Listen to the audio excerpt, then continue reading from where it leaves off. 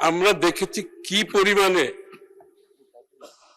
টাকা খরচ হয়েছে নির্বাচনী এলাকাগুলোতে, অবিশ্বাস্য রকমের টাকা খরচ হয়েছে।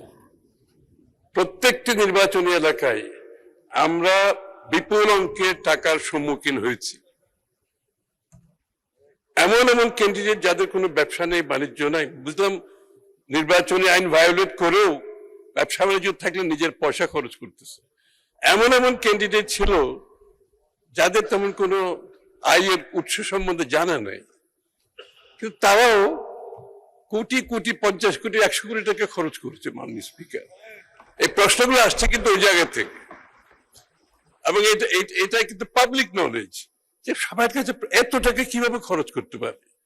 তো এটা একটা বিষয় আছে, এটা আমাদের বোঝা দরকার। এটা অনেক কারণে, শুধু ব্যাংকের থেকে টাকা নিয়ে যাওয়ার কারণ না, আরেকটা কারণ হচ্ছে আমাদের নির্বাচনী ব্যবস্থা, গণতান্ত্রিক ব্যবস্থাকে এটা বাধাগ্রস্ত করবে। এই ধরনের অর্থ আপনি